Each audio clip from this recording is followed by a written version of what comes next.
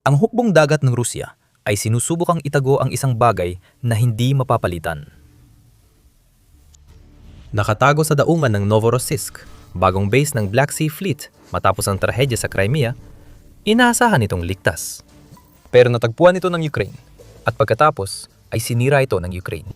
Ginawang araw ng Ukraine ang gabi at winasak ang dauman ng hukbong dagat ng Russia, walang iniwang bakas at matinding dagok sa Russian fleet na halos wala ng silbi sa digmaan. Nung gabi ng 1 hanggang 2 ng Marso, naglunsad ang Ukraine ng malakas na drone attack sa pangunahing base ng Black Sea Fleet sa Novorossiysk. Hindi ito simpleng pag-atake. Pinagsama ng Ukraine ang kanilang aerial at maritime drone para sirain ang base ng Novorossiysk at alisin ang 5 barko mula sa fleet na mahalaga sana sa tagumpay ng Russia sa digmaang sinimulan ni Putin. Tatalakay natin mamaya ang 5 barkong yon. Pero bago yon, ang balita ng pag-atake ay galing sa Dosyushbyona Telegram channel na nagbigay din ng ilang numero. Sabi ng channel, iniulat ng Russian Air Defense na may hindi bababa sa 200 attack drone na umatake. Ngunit wala pang pahayag ang Defense Ministry ng Russia kung napatumba nila ang mga ito o kung ang pinsala ay dahil lang sa debris ng drone, hindi sa mismong drone. Bihira itong mangyari sa Russia. Pinapakita nito na malakas ang tama ng Ukraine dahil pati ministeryong laging nagsisinungaling ay di na may tago ito. Ang irony ng pag-ataking ito, sa Novorossiysk, inakalang ligtas ng Russia ang mga warship ng Black Sea Fleet. Noong Oktubre 2023, iniulat ng ABC News na inilipat ng Russia ang mga warship nila sa bagong base dahil winawasak ng missile at maritime drone ng Ukraine ang fleet nila sa dating base sa Sevastopol. Taktikal na pag-atras ito ng Russia. Inilipat nila ang kanilang pinakamahalagang warship sa isang port na dapat ay protektado, na labas sa abot ng Ukraine at kahit tamaan man ng Ukraine, may sapat na depensa para gawing maliit lang ang pinsala. Nagpatuloy ang pag-atras ng Russia hanggang 2024. Ngunit ayon kay Andrei Yusov ng Direktorado ng Paniktik ng Ukraine, hindi magtatagal ang pagtatago ng mga warship ng Russia. Matapos masira ang missile boat, amphibious assault ship at korbeta, di na sila lumilitaw sa dagat. Binabago nila ang taktika para maghanap ng panibagong depensa. Hindi maghihintay ang puwersa ng seguridad at depensa ng Ukraine. Magpapatuloy silang kikilos, ayon kay Yusov noong Marso 2024. 2 taon nang lumipas, tunay ngang kumikilos ang Ukraine. Matagal nang naghahanda ang Ukraine para sa ganitong pag-atake at ipapaliwanag namin kung paano mamaya sa video kapag tinalakay namin ng detalyado kung anong ibig sabihin ng pag-ataking ito para sa naghihingalong Black Sea Fleet ng Russia. Bukod pa rito, higit pa sa mga barko ang tinamaan ng Ukraine sa pinakabagong pag-ataking ito. Kaya manatili kayo hanggang dulo para malaman pa ang iba. Bago ang lahat, narito ang pangunahing pag-atake. 5 barkong pandigma ng Russia ang tinamaan. Lahat ay mahalaga sa pagtatangka ng Russia na sakupin ang Ukraine. Tara, tingnan natin ang mga nawalang barkong pandigma ng Russia. Unang nasa listahan ng Valentin Pikol, isang Project 266M minesweeper na ayon sa United 24 Media ay lubang nasira ang estruktura matapos atakihin ng drone ng Ukraine sa gabi. Ang paggamit ng salitang minesweeper ay maaring magpaniwala sa iyo na ang barkong ito ay hindi ganong banta sa Ukraine. Pero hindi ganon.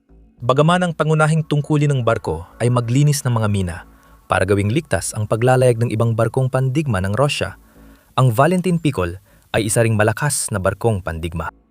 Dagdag pa, nidigal sa profile ng barko, pwede rin itong gawing anti-submarine warfare vessel. Agad nitong ipinapakita kung paano maaring maging problema ang barkong pandigmang ito para sa Ukraine. May stockpile ang Ukraine ng undersea drone gaya ng Sibay na ginamit nila sa pag-atake sa Novorossiysk kahit wala silang buong submarino. Dati, makakatulong sana ang Valentin Pikol sa Russia laban sa mga pag-atake sa ilalim ng dagat, pero hindi na ngayon. Banta rin sa aerial drone, missile at fighter jet ng Ukraine ang barkong ito. Meron itong 20 Igla short-range surface-to-air missile at 2 30mm AK-306 cannon. Dagdagan pa ng electronic warfare equipment, magkakaroon ng barkong kayang protektahan ng sarili, makasira ng malalaking aerial at naval asset ng Ukraine, at makapaglayag ng 3,000 nautical miles sa loob ng 15 araw. Ngayon, wala na ito sa misyon at ayon sa United 24 Media, mahirap na itong makabalik. Sunod sa listahan ay ang 2 Project 1124M Albatros warships, Yaisk at Kasimov. Pareho silang maliliit na anti-submarine na barkong tinamaan ng Ukraine sa Novorossiysk. Tulad ng Valentin Pikol, maaari maging hamon sila sa estratehiya ng Ukraine na gumamit ng undersea drones para pahinain ang Black Sea Fleet at atakihin ang mahahalagang infrastruktura ng Russia na sumusuporta sa digmaan sa Crimea gaya ng Kerch Bridge. Nagbibigay ang naval technology ng kaunting dagdag na impormasyon.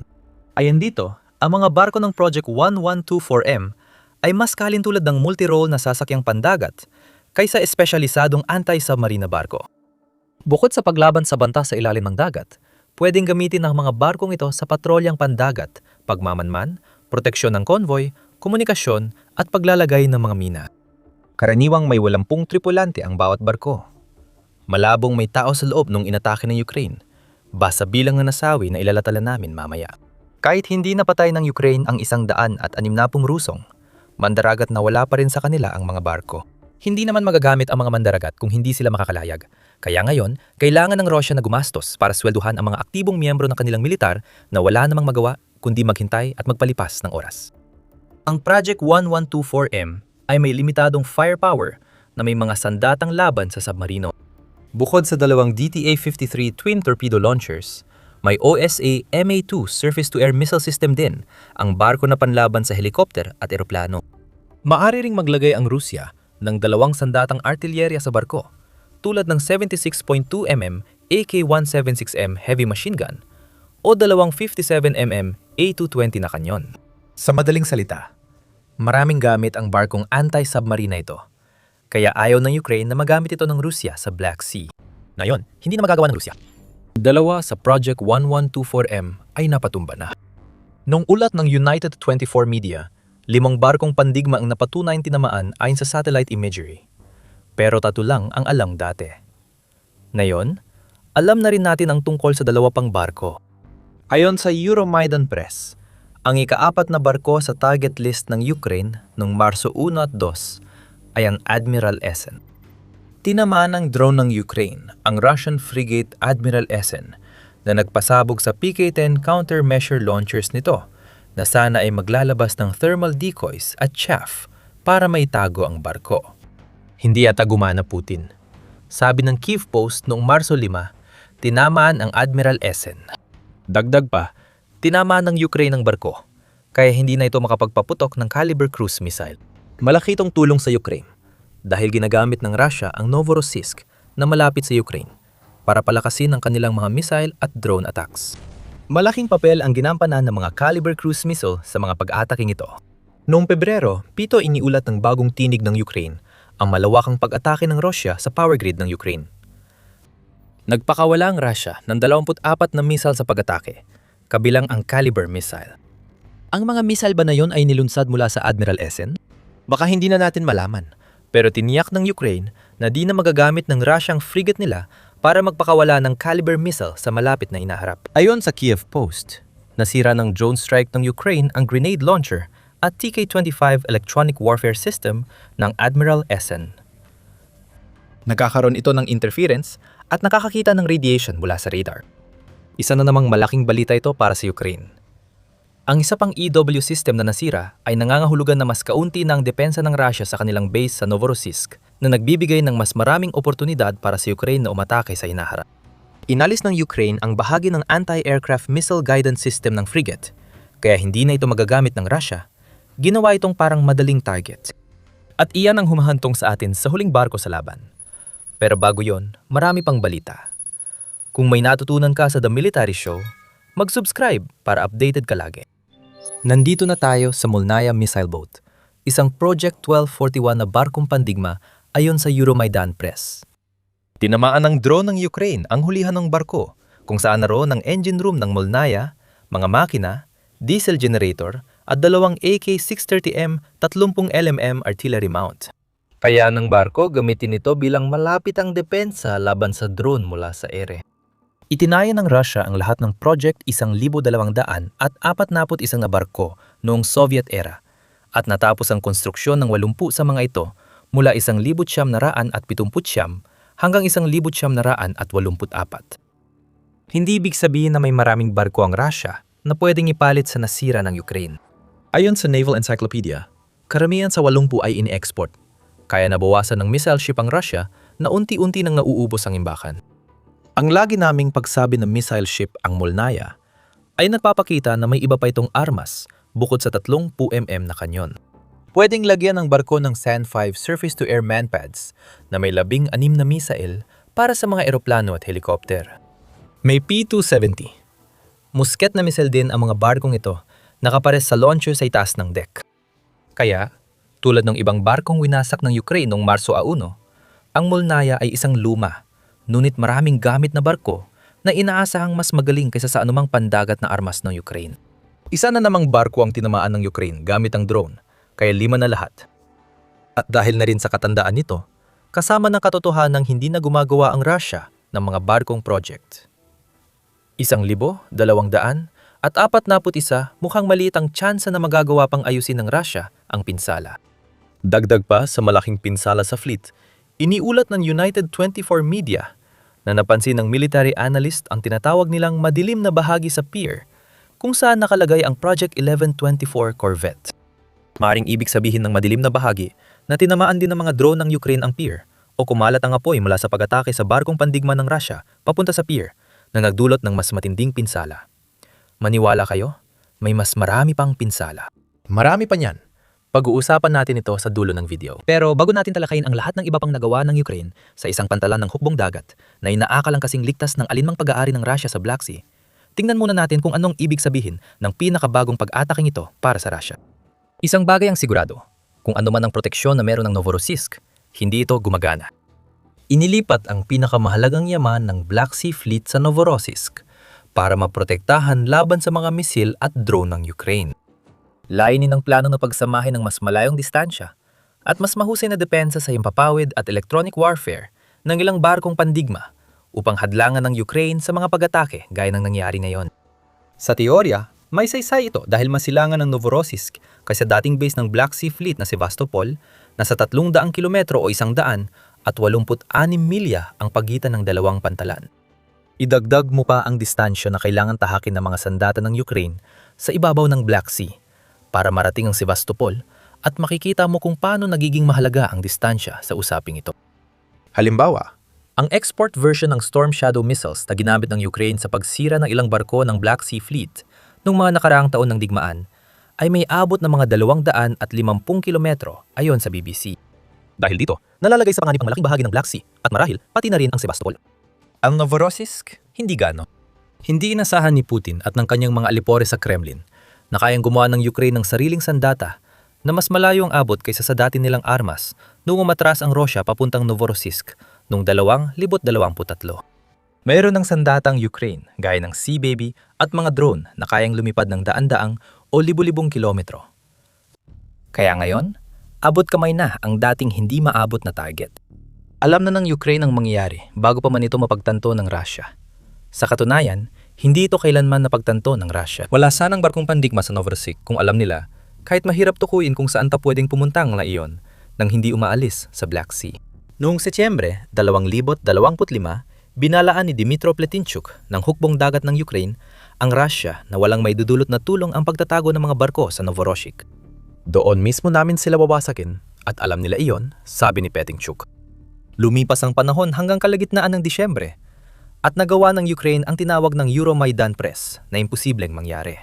Nasira ng drone ng Ukraine ang Varshavyanka-class na submarino ng Russia sa Novorossiysk sa pag-atake nagpasabog ng isa pang Caliber cruise missile launcher ng Russia. Kung di pinakinggan ng Russia ang babala ni Pletinchuk, naging napakalinaw nito dahil sa pag-atake. Kaya ng Ukraine na atakihin ang mga barkong sinusubukang itago ng Russia sa malayong dauman nito. Walang ginawa ang Russia, kaya sinamantala yun ng Ukraine noong Marso 1 at 2. Matapos ang pag-atake noong Disyembre na nagpakita ng kahinaan sa depensa ng Novorossiysk, nagplano ang Ukraine ng mas malaking atake na lalong nagpahina sa Black Sea Fleet. Hindi ito napigilan ng Russia. Dahil may 5 pang barkong pandigma ang nawasak, may pagkakataon ng Ukraine para muling umatake. Sa totoo lang, huwag maliitin ang ibig sabihin ng pinakabagong pag-ataking ito para sa Russia pagdating sa bahagi ng Black Sea ng kanilang estratehiya sa digmaan. Ang estratehiyang yon ay halos masira na bago pa man isinagawa ng Ukraine ang pinakabagong pag-atake nito.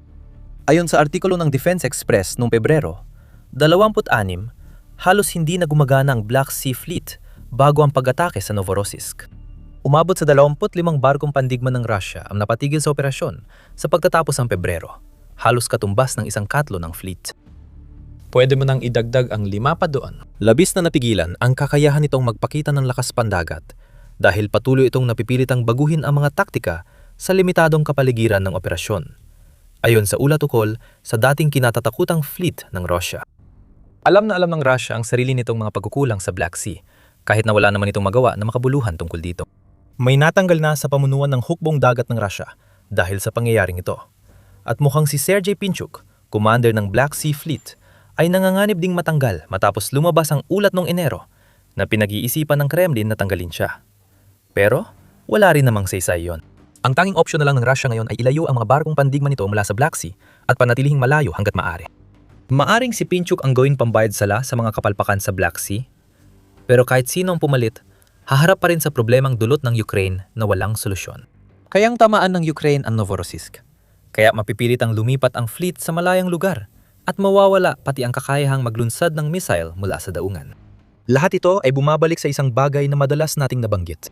Kahit gaano man kasakit para sa Russia na mawala ng 5 karagdagang barkong pandigma mula sa Black Sea Fleet, mas malaki pa ang pinsalang nagawa ng mahigit 200 drones ng Ukraine kaysa sa nakikita natin sa mga barkong iyon.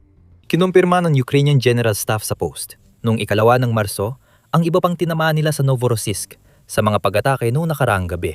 Natagpuan ng mga drone ng Ukraine ang kanilang mga target sa Shashkaris Oil Terminal na isang napapanahong paalala sa Russia na hindi tumitigil ang Ukraine sa kanilang estratehiya na sirain ang pinakakumikitang industriya ng Russia. Iniulat ng United 24 Media ang sunog sa complex. Ayon sa General Staff, may pinsala sa oil tanker ng terminal at radar station ng S-400 complex. Mas mahalaga para sa estratehiya ng Ukraine ang pagbagsak ng S-400 kaysa sa pagkawala ng maraming langis. Tinanggal na naman ang isang air defense system na sanay pumigil sa drone at missile ng Ukraine sa Novorossiysk. Ibig sabihin, mas maraming aerial corridors ang nabuksan, kaya posibleng ang pag-atake noong Marso ay simula pa lang ng mga susunod pang mangyayari. Hindi rurok para sa Ukraine. Nagdadagdag pa ang Euromaidan Press na sinasabing nagawa rin ng Ukraine na sirain ang guidance radar para sa isang S-300, pati na rin ang isang Pantsir S-2. 2 pang air defense systems ang nawasak at hindi na natin kailangang ulitin kung anong ibig sabihin ito. At kung babalik tayo sa mismong pasilidad ng langis, ayon sa parehong ulat, nagawa ng Ukraine na sirain ang 6 sa mga oil loading berths ng terminal ng Shashkaris. Ang mga berth na yon dapat ang tumatanggap ng langis na dumadaan sa Crimea papuntang Ukraine. Dahil isa na lang ang natira, mahihirapan ng Russia na mapanatiling may supply ang kanilang mga tropa sa lupa sa susunod na ilang araw man lang. At sa huli, may mga nasawi rin. Hindi bababa sa 17 sa kanila sa katunayan. Ayon sa Euromaidan Press, 3 marinong Ruso ang napatay at 14 ang nasugatan sa pag-atake ng Ukraine kagabi. Masasabi natin na ang mga marinong ito ay hindi na magagamit ng Russia. Pero dahil sa dami ng kanilang mga barkong pandigma na naging abo na lang, ganoon na rin talaga ang nangyayari. Ang meron tayo dito ay isang pag-atake na hindi pa nagagawa ng Ukraine noon. Nakasira ng Ukraine ng mga barko ng Black Sea Fleet, pero hindi pa 5 sa isang gabi. Tinamanan ng Ukraine ang Novorossiysk noon, pero hindi pa kasing tindi ng tinamaan nito sa daungan noong Marso 1 at 2. Ito ay isang pag-atake na matatandaan ng maraming taon. At ibig sabihin nito, pinaalala nito sa atin ang nagawa ng Ukraine sa lupa sa Siversk, ilang linggo lang ang nakalipas. Isa pa yon sa mga operasyon, kahit na ibang-iba ito, na siguradong maalala sa kasaysayan pag natapos ang digmaan. Malalaman mong lahat tungkol dito sa panonood ng aming video. At kung nagustuhan mo ang video na ito, huwag kalimutang mag-subscribe para hindi mo ma-miss ang lahat ng aming balita tungkol sa pinakabago at pinakamalalakas na pag-atake ng Ukraine. At gaya ng dati, maraming salamat sa panonood.